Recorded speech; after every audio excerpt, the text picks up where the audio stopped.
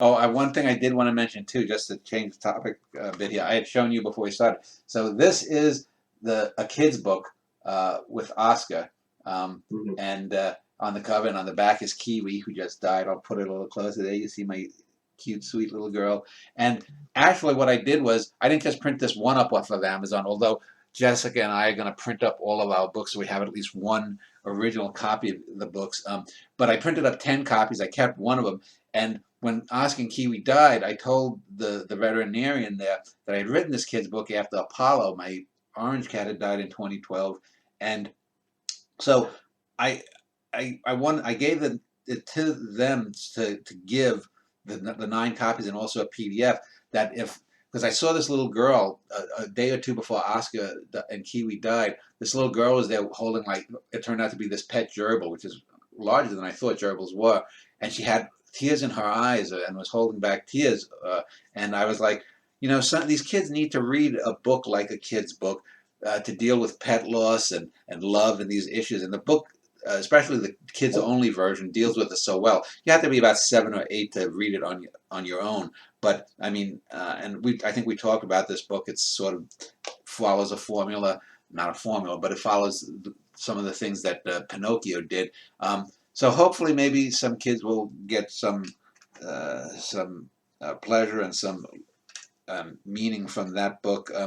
And from Oscar's death. And then I'm also planning a play on my cats. I'm going to do one on pet loss because, I get really sick and tired. We talked about this about most modern plays just being melodramas. Even the greatest plays are based on melodrama. The Williams or Miller and O'Neill, the greatest modern plays. But doing a play about the loss of a pet. I've done the loss of friendships. Here's about the death and the loss of a pet. Doing about these little things that are really the bedrock things that day to day make us human.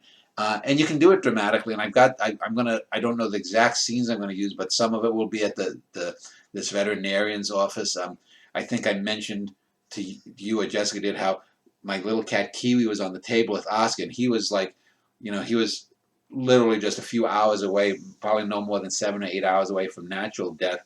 And so Kiwi crawled along the table to lay right next to Oscar. And it was as if most animals, when they smell the scent of death on another animal, they avoid it.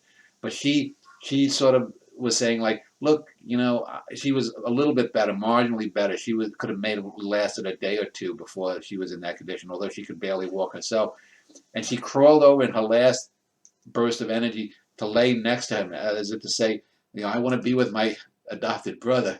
And it was both a sweet moment and a very insightful moment in that these are not just non-entities; these are beings that have feelings, and they can't cogitate the way we can.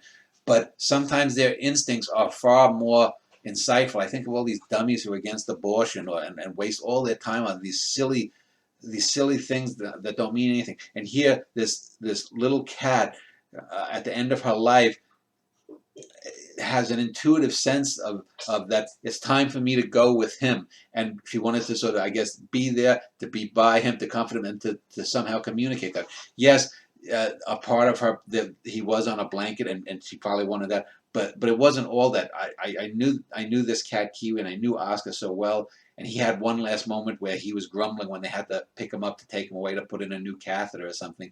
But uh, oh, I've talked so much about my cats. I did those 2 videos, one 22 minutes, and then the follow-up 39 minutes. So, uh, but anyway, so those are just the things I'm going to do a play on pet loss too.